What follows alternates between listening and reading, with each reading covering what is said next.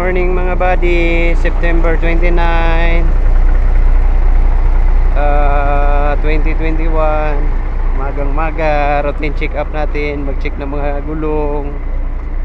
Dilim dilim bago umalis. Alas 4 dito mga kabady, Saudi Arabia. Kaya ang aga namin umalis mga buddy kasi may truck ban din dito sa dinadaanan namin. Kaya na alas 6 na sa parking area na kami. Huwag kami umabot ng 6 o'clock dito sa paagrahe namin. Dili mo, nag-check ako ng gulong ko mga buddy.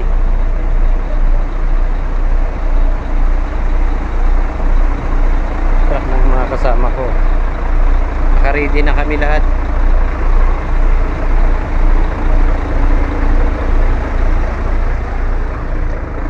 May dumating kami mga buddy na mini dam, bagong bago.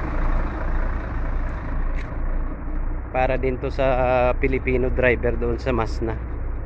Gagamitin niya ito. Kagabi lang kinuha mga buddy, bagong bago. Brand new. Ayan mga buddy. Dilim lang kasi mga buddy. Ayan o. Yung mini dam, brand new, bagong bago.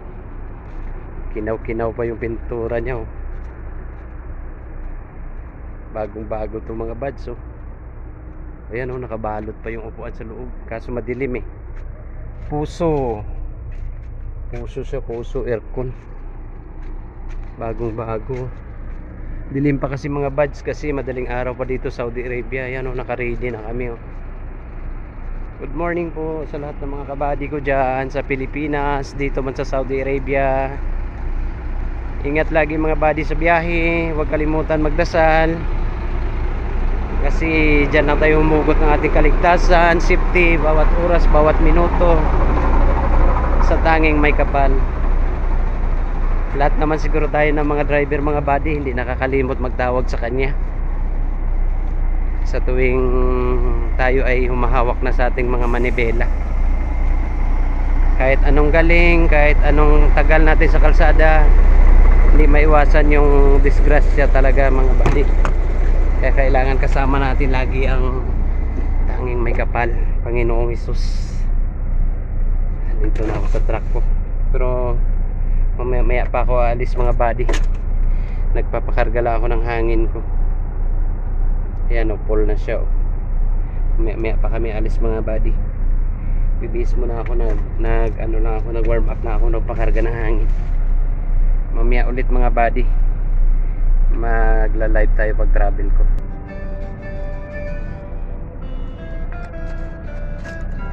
Ay, ganito na lang araw-araw ang buhay natin mga buddy. Alam nyo ba mga buddy, dito Saudi Arabia wala rin pinagkaiba dyan sa Pilipinas. Yung mga driver pa na nasa Pilipinas ba, pero yung mga driver na dito Saudi Arabia, alam na nila yun.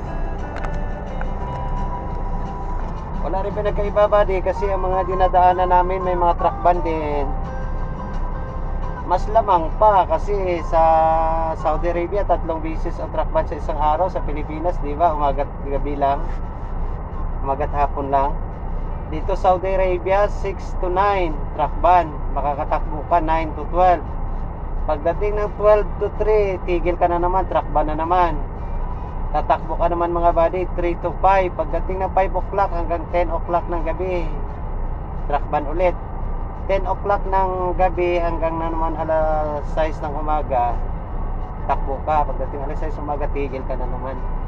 Napakamahal pa ng truck ban mga buddy. Alam nyo ba kung magkano? 1,000 real lang naman ang truck ban dito pag nahuli ka. Sa pira natin buddy, kasi tumaas na ngayon ulit yung real eh. Nasa 13.31 na. Tatakbo lang naman siguro mga 14,000 buddy. Biruin mo kung anong laki na yan. Isang laptop na yan ang anak natin dyan sa Pilipinas. Kaya grabe din ang ingat namin dito. Ang masama pa dito buddy, kasi minsan walang truck ban, bigla lang sunod na araw mamamara na naman, effective na naman yung truck ban. Yan ang pinakadelikado buddy, yung kumpiyansa ba. Kaya nakaraan ang dami namin talaga nahuli oh, mula sa checkpoint. Signboard yun buddy, walang nakalagay kung kailan mag-effective kasi bagong lagay yun na ruta na truck ban. Bigla sila nang huli mga buddy. Ang dami namin, ubos kami. Pilipino, ibang lahi, gulat na gulat nga eh. Kasi wala silang warning buddy dito. Hindi katulad dyan sa Pilipinas na di ba pag nag-effective yung truck ban, nakalagay talaga na kuwari itong buwan itong pizza ganitong taon, nakalagay yun buddy. Dito wala buddy, wala ka makita na gano'n na effective this day, effective sunod na araw, effective sunod na buwan, start of truck ban, implementing truck ban talaga. Dito wala yan buddy. Kaya yan ang nasusurpresa kami. Tapos solo mo pa buddy sasagutin, ising ko walang ambag ang company dito. Kaya siyempre masakit din sa kalooban mo yung mga gano'n. Aawas sa babayaran ng company bro, aawas sa sahod mo tuwing sweldo ka. Yan ang masakit dito mga buddy sa Saudi Arabia.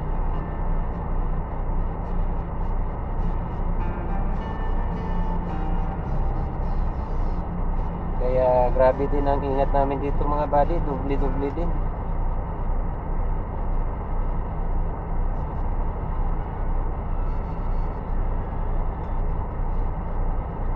Hinihintay ko lang yung kasama ko buddy.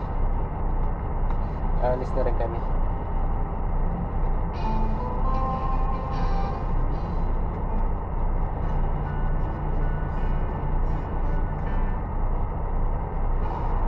Alas ano na alas 5:20 na. Pag hindi pa siya lumabas, mauna na ako.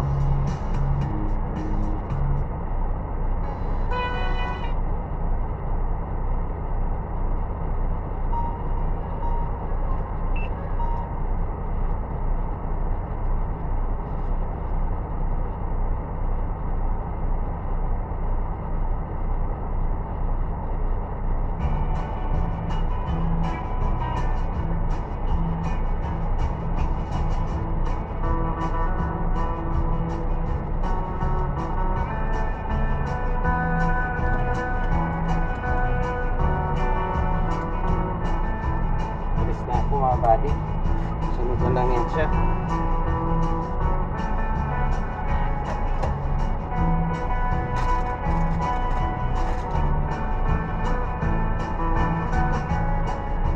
Wala rin pag nagkaiba buddy sa Maynila. Nandyan ako sa Maynila buddy, alas 4 gising na rin. Kailangan nasa pier ka na kasi iwas traffic, iwas din sa oras din sa truck ban. Kung saan ka man pupunta na pier South ba o pier North, mag-withdraw ka ng chassis sa Sealand ba, Nokti, NYK, Phil Japan, kung saan dyan. Sa mga CY dyan mga buddy, Trans-Orient, naku, dami. Pag minalas-malas ka, nakaparada ka dyan sa parkingan, huli ka pa ng mga kutungero dyan, ng mga kapwa natin Pilipino na nakabitbit lang ng pandikit talo pa ang pulis umasta. Buti pa nga yung sutututo lang mga buddy, mabuti pa nga ang pulis, mapakaiusapan pa yung mga MMDA, mga law enforcer lang, naku, napakahirap pakiusapan kung di mo tapala ng pera ang mukha. O diba buddy, totoo sinasabi ko no, kasi dyan din ako galing.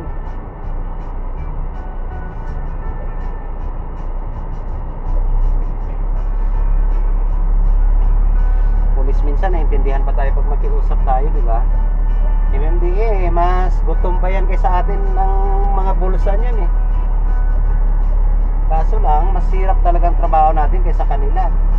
Grabe talagang puyat natin kaysa kanila. Hindi na, tututong lang Simple lang, laki pa ng kita nila kaysa atin, walang kahirap-hirap. Kaya nga dapat ang Pilipinas dyan, mauso na rin yung katulad dito sa Saudi Arabia na kamera-kamera na Iwas na sa bayaran sa mga kutungero na mga enforcer, katipid pang gobyerno. Gawin na lang na yan dapat yung mga yan tagalinis dyan ng kalsada para maging malinis yung Pilipinas lalo. Hindi yung tagalinis ng bulsa ng driver mga buddy, di ba? Mga buds no, mga buddy. Kaya di ba mga buddy, kahit sino man siguro pag sinabi ka na wow, ang trabaho enforcer, taga-ticket ng mga driver, ay tuwang-tuwa yung mga kaluluwa niyan buddy. Wala na ba agad iniisip na iba yan, kundi mangutong na mangutong.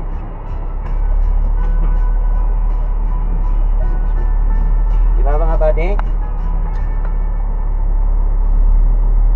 Lalo pa yung mga pulis, iniisip agad nun, ala, mga chicks, mga bid, dami ng kutong Kaya dami din kinakarma eh. Kaya dapat ganun ang gagawin ng presidente diyan mga sunod eh. Walisin na yung mga enforcer na yan. Tanggalin na yan sa kalsada. Wala na yan talaga maitulong din sa Pilipinas. Naglagay kayo ng mga enforcer dyan, hindi para magtabang, mag-alalay ng mga driver sa traffic. Ang binabatayan yan, lumalaki yung mga mata niyan kung sinong driver na pwedeng mapagkunan ng pera. Kaya ang katotohanan talaga. Kaya talaga ang totoong real talk. Naglagay kayo dyan ng mga dagdag lang pahirap sa mga driver. Naglagay kayo ng kamera bawat kanto. Yun ang the best. Katulad dito sa Saudi Arabia, tipid sila sa tao. Kaya dito kahit dayuhan ka, tuwa kapag nakamaniho ka dito sa Saudi Arabia. Dahil pag maingat ka lang eh, wala talagang huli. Hindi ka talaga mahuli dito. Sumunod ka lang sa batas.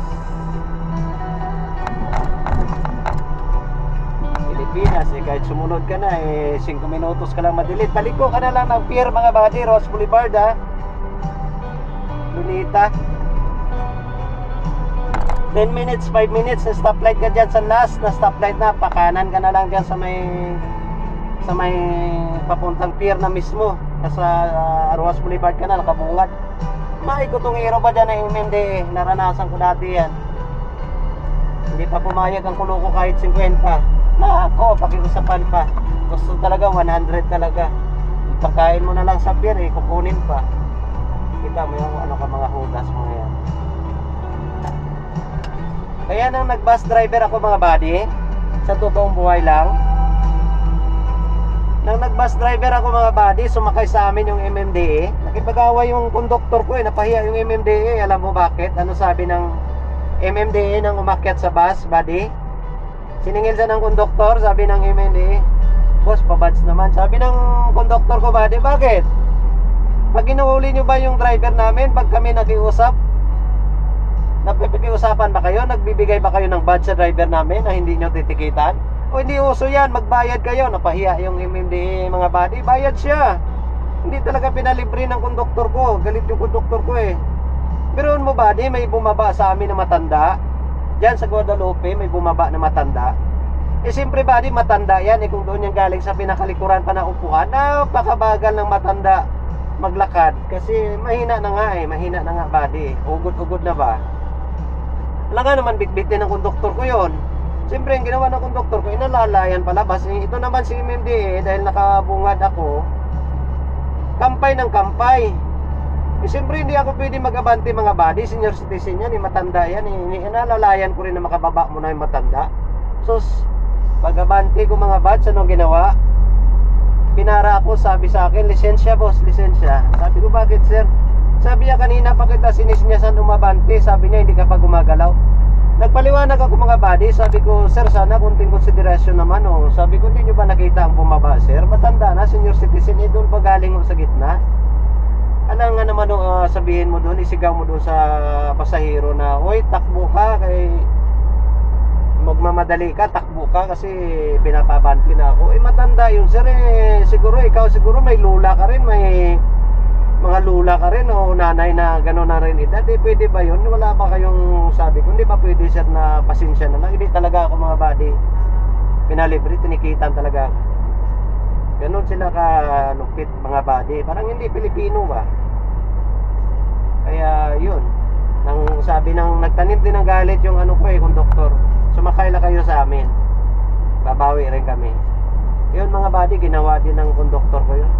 Inesplika din sa kanila eh, na sir, nakiusap din kami sa kasama nyo. Ganon nangyari. Pinaano ba kami? Pinalampas ba kami ng kasama nyo? Hindi. Kaya sa dito sir, nakita nyo yun, sabi niya yung nakalagay, no passes, no badge. Tinuro, buddy, mga ang sign sa loob ng bus namin. Bayad buddy yung MMDA. Sabi niya, namimili pa kayo ng sakyan nyo, pa aircon kayo, tapos makilibre kayo. Kami nakiusap minsan, isang pasahero na delayed lang pag-abante yung driver, hindi nga kayo nagbibigay ng konsiderasyon. Tabla-tabla tayo sir. Pahiya sa mga buddy sa pasahero eh. Bayad siya. Yan ang pan mga buddy. Kaya lang mga buddy, sa totoo lang talaga na buhay, na story, kung hindi lang Saudi Arabia, Hindi na talaga ako hawak ng manibela body, mga body. Dahil siyempre mga body, kaya nangarap din tayo mag-abroad pa. Dahil alam nyo naman sa Pilipinas, kahit na aircon yung hinahawakan natin dyan, kahit ano sabihin mo na bait ng amo mo, open sa lahat, tapos pa rin tayo mga buds. Kaya lalo na may mga pinapaaral na tayo mga body ng mga college, tapos talaga body. Siguro ang naranasan ko dyan sa Pilipinas, naranasan nyo rin yan, subok nyo rin yan. Ultimo brief natin body, hindi tayo makabili sa tuwing sahod natin. Totoo yan mga body, hindi biro na kwento yan. Yan ang karanasan ko dyan sa Pilipinas. Dito nga Saudi Arabia body, kahit sabihin na nasa abroad na tayo, dami din siguro na nakaranas dito sa Saudi Arabia na ganun pa rin halos ang sitwasyon, di ba? Akala nila kung muna sa Saudi Arabia na tayo, sagana na tayo sa pera, medyo nakaluwag lang ng konti, pero halos ganun pa rin. Tuwang-tuwa lang tayo makapadala sa pamilya natin. Dami nga nagsasabi na, ilang taon ka na Saudi Arabia, marami ka na ipon. Isa lang ang sagot. Lahat na OFW, isa lang ang sagot. May ipon na kami dito, ang dami. Resibo ng bangko, resibo ng padala. Totoo yan mga buds, nasubukan ko na rin dito. Lalo na kung kinukwento nila yung pagtatrabahuan mo dito, hindi company. Pag alis mo, matapos lang yung kontrata mo, wala ka makukuha ang separation fee. Nako, kawawa, ang sakit pala. Buti nga ito mga batch, yung amin company na papasukan namin itong mekaniko namin, ito i-exit na sa sunod na araw, October 2. Laki ng pera nakuha niya body sa company, 71,000 riyal. Sa pera natin, magkano yun? Kaso, tagal yan naman dito, 26 years sa company, sa serbisyo. Dito sa company ko. Kita mo yan mga buds. Katulad sa atin na may mga pamilya dyan body, na hindi siguro natin kaya ganun katagal dito sa Saudi Arabia. Pwede siguro 2 kontratahan straight, kaya natin. Pero katulad na magstay tayo ng ganun talaga, dekada, hindi natin kaya siguro mga buds. Ang atin lang naman, isa lang naman pangarap natin maka-abroad tayo, makapundar ng konting negosyo dyan sa Pilipinas, na hindi na tayo mangangamuhan. Okay na yun, makontento na tayo, mapapalago natin ng konting negosyo natin dyan. Yun lang naman ang pangarap ng bawat OFW, mapapatapos yung mga anak natin dyan, makagraduate yung mga anak natin sa kanilang kurso na pangarap din. Wala na tayo ibang pangarap mga body, makita yung mga anak natin na siyempre hindi rin hahawak ng mabibigat na trabaho. Hindi man natin minamaliit yung mga ibang kasamahan natin dyan Pilipino na mahirap ang trabaho. Ganun talaga ang kapalaran ng buhay. Gusto lang rin natin maangat-angat din yung ating mga anak. Kasi subok na natin body kung anong kahirap talaga pag pinag-aralan.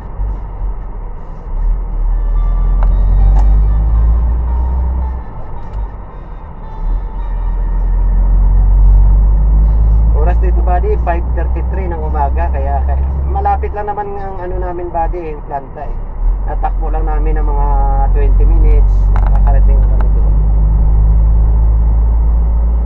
Isang stoplight lang naman ang dadaanan namin mga buds, kaya madali lang, highway na. Hindi katulad dyan sa Maynila na kailangan habaan mo yung alis mo talaga sa grahe nyo, kasi ilang stoplight mapadadaanan mo.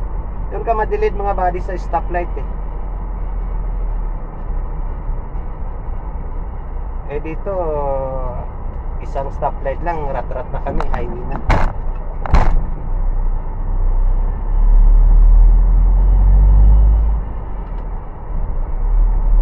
Yan body si Sir, yan ang mga patrol dito body na itim, yan ang nanguhuli body ng ng mga overtaking, mga violation mo sa kalsada, sila yan body.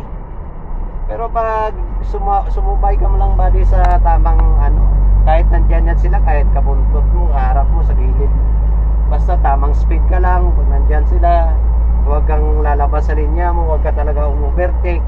Kahit kung sang Lakad pagong yan, buddy, ang sa harapan mo.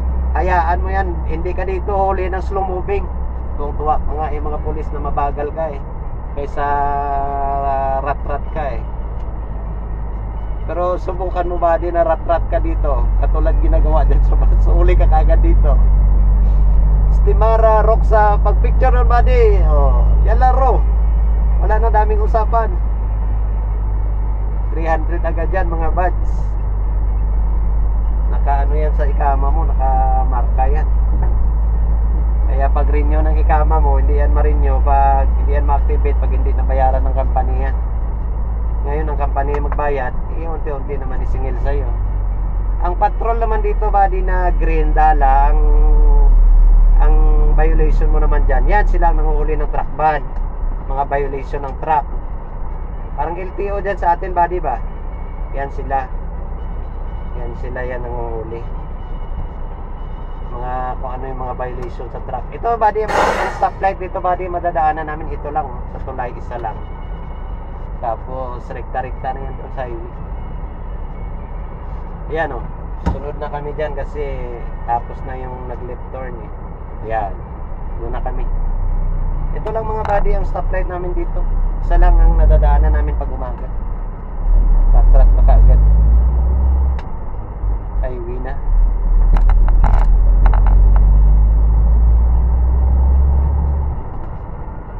Kita mo to, mga buddy, tuwing bawat kanto ng stoplight yan, buddy, may camera yan. Kaya huwag ka talaga mag-beat ng red light dyan kasi yan, malaki-laki rin na points yan, violation dito sa Saudi Arabia pag beating the red light ka. I-click yan, mga buddy. Yan o, yan, camera yan, nakatayo na yun. May camera yun sa loob, yung parang poste na yan na bilog. May camera yun sa loob, mga buddy.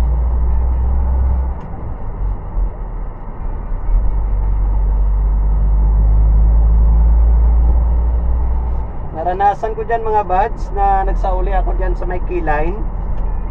Siyempre galing kami ng Bataan. Mga buddy, puyat.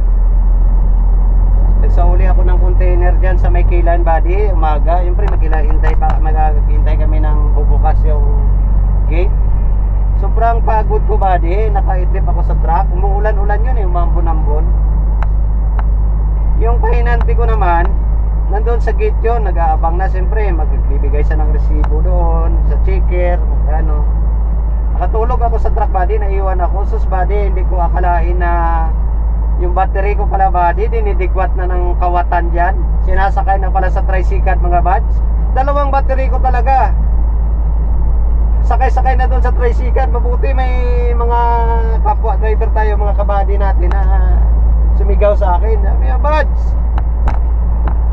ang battery mo, gising ka, ang battery mo nandun na, tricycle, kinarga na. Walang bulan kami, mga buddy, oy. May dala-dala ako, buddy, na turbo kasi lalaban na ako eh, matcha-charge sa akin yun eh, mag-isa lang naman siya. May dala-dala ako, buddy, na turbo kasi hindi, alanganin mo yung kawatan dyan, may mga patalim yan. Sabi ko, turbo akin, kutsilyo yung kanya. Palagay mo, ice pick pa, lalaban talaga ako kasi matcha-charge sa akin yun eh. Ginawa ko, buddy, lumaban talaga ako, buddy. Nabol ko siya nang maabutan ko siya, buddy, oh. Hindi naman lumaban, buddy. Iniwan yung tricycle, karipas din siya ng takbo eh. Kasi may dala-dala akong turbo eh. Alam niya, lalaban talaga ako eh. Kasi cha-charge sa akin ng company yun, pabayaan ko yun. Bakit nanakawan ako ng battery? Binabawi namin, buddy, yung ano, yung battery ko ng pinante ko, binalik namin sa... Alam mo ginawa ko sa tricycle, buddy? Nilaglag ko doon sa kanal. Tinulak ko doon sa kanal para makabawi din ako sa kanya. Yun, pinabaliktad ko doon sa kanal yung tricycle niya, mga buddy, sa galit ko. Dami akong karanasan dyan sa pier, mga buds. Nakaranas ako dyan, buddy, na international yung dala ko, na nakawan ako ng signal light, na nakawan ako, buddy, ng cab jack, na nakawan ako ng jack. Diyan ako nagpaparada, buddy, sa Grams. Yan dyan sa may Pierdos, sa may withdrawal ng... Alam nyo dyan, buddy, yung Delbros dati, withdraw ng chassis, container van. Ay, nako, napakaraming magnanakaw dyan. Kasamahan ko nga, buddy, patulog-tulog sa mag-withdraw sa ng ano eh, chassis at saka container dyan mismo sa Delbros. Patulog-tulog sa, buddy, madaling araw. Siyempre, gano'n naman talaga tayo, mga buds. Diba, pagdating pagdating sa truck, tulog tayo dahil babawi tayo ng oras natin. Ang pag-araw, dilat na naman ang mata natin, takbuhan na naman eh. Akala niya daw mga buddy, ang bata na naglalaro sa harapan niya, takbuhan lang. Dinayaan niya, walang padlock yung takip ng tangke ng international niya buddy. Pag umaga mga buds, ano nangyari? Pagpaandar yan ng truck, redondo na lang ng redondo. Ayaw nang mandar. Pagsilip niya ng tangke niya, wala na yung takip ng tangke niya, wala pa yung krudo niya. Di naimti, inuubos ng kawatan, kasip-sip pala, pati yung takip ng tangke at tinangay pa. Ay grabe mga bata dyan sa pier dati. Kaya imbis na ipahinga mo na mga buds, hindi ka pa basta makapahinga. Kasi yung pahinante mo, puyat din. Kailangan din matulog kayo pareho. Wala mga buds, kailangan mo talaga mag-alerto dyan sa pier na yan. Purya lang kung makapasok ka doon mismo, katulad yan sa North Harbor talaga, may gwardiya dadaanan. Yun, medyo safety yun, may gate. Pero yan dyan ka lang sa tabi-tabi ng kalsada, nako. Pati yung connector ng si Binwis mo dyan mga buddy, didigwatin niya ng magnanakaw dyan sa atin sa Pilipinas. Dito mga buds sa Saudi Arabia, nangyayari din yan, pero pambihira lang siguro. Kasi dito, alam mo nyo naman kung anong higpit ng batas dito eh. Pag mahuli ka magnanakaw dito talaga, kulong ka eh. Kaya mga truck dito, kahit iniiwan, medyo safety. Pero hindi rin nawawala dito ibang lahi na kawatin din. Hindi rin mawawala mga buds, hindi rin magkumpiyansa kasi katulad yung mga reserva mo, walang padlock, kahit nga yung gulong nga nakakabit, ninanakaw pa din eh. Meron din dito mga buds, mga ibang lahi din. Kawatan din talaga, kaya tsambahan lang rin pag hindi sila nahuli ng pulis. Kahit sa bansa, hindi naman mawawala talaga yung mga samang damo na yan, mga kawatan na yan. Pero hindi diyan kasing lupit sa Pilipinas talaga. Malupit talaga dyan sa atin.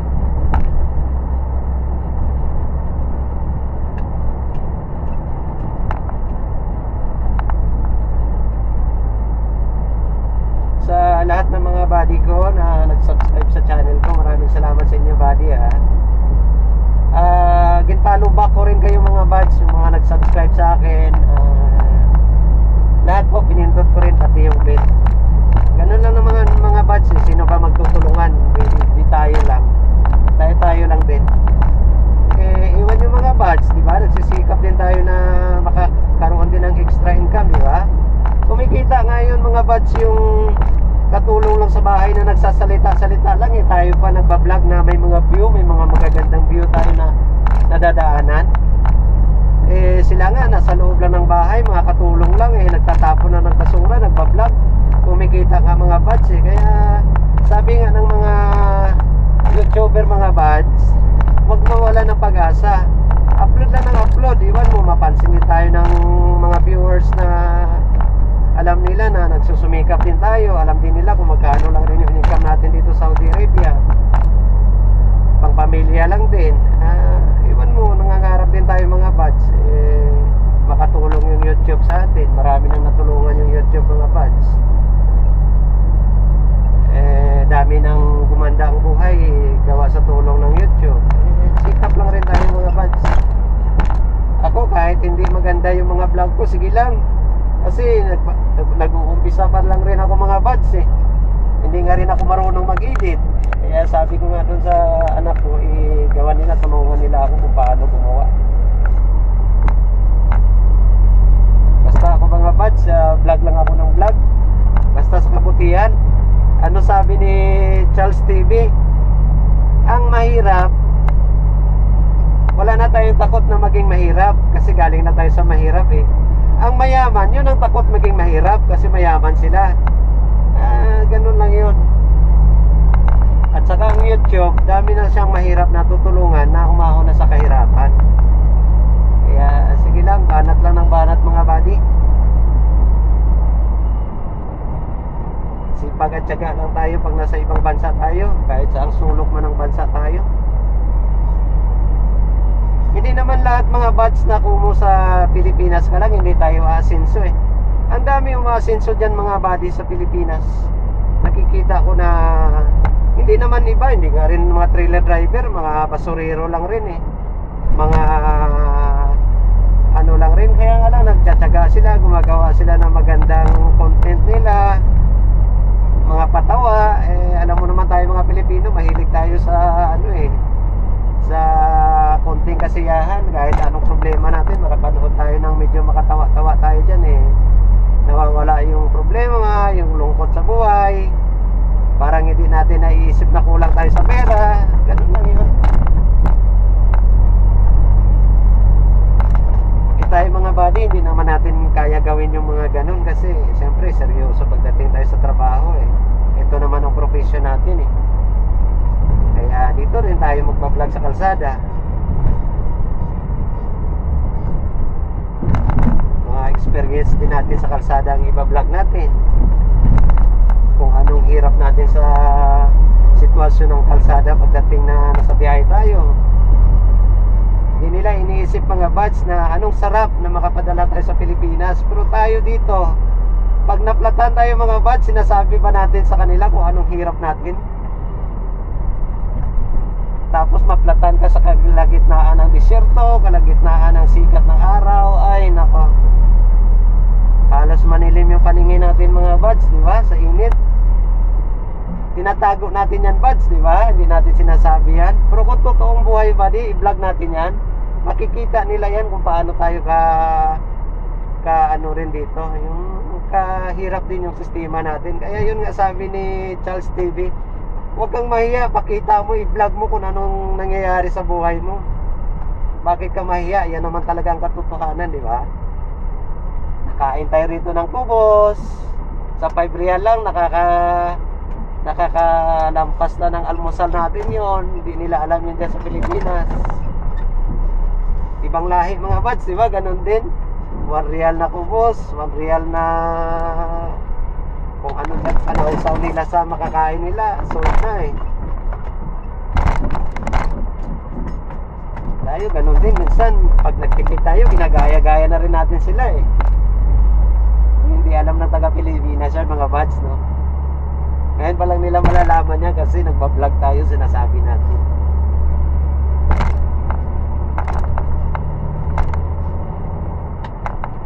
Ito na mga buds yung yung papunta doon sa planta namin. Wala nang truck ban dito kasi nakababa na ako ng highway.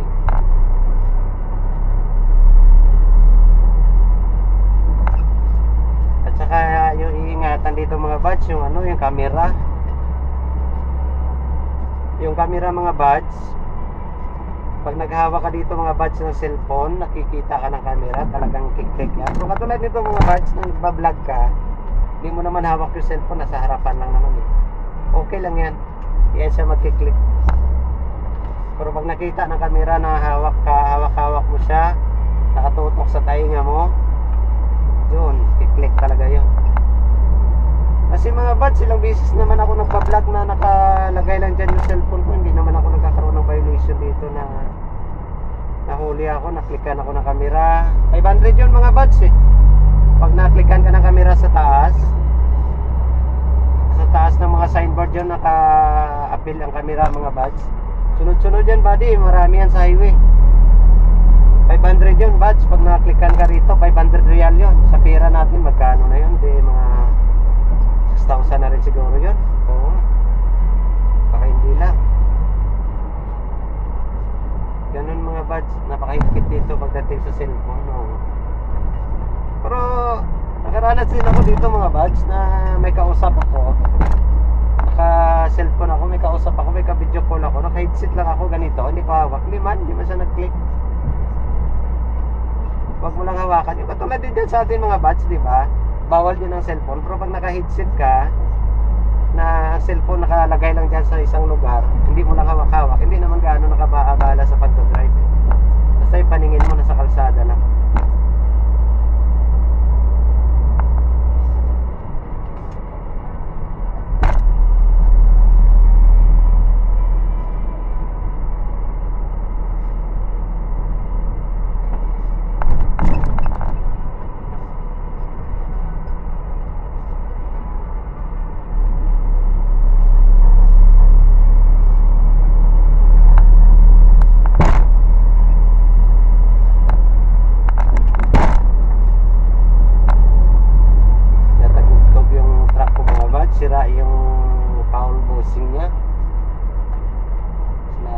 sa mekaniko. Ewan ko kailan nila to repisan.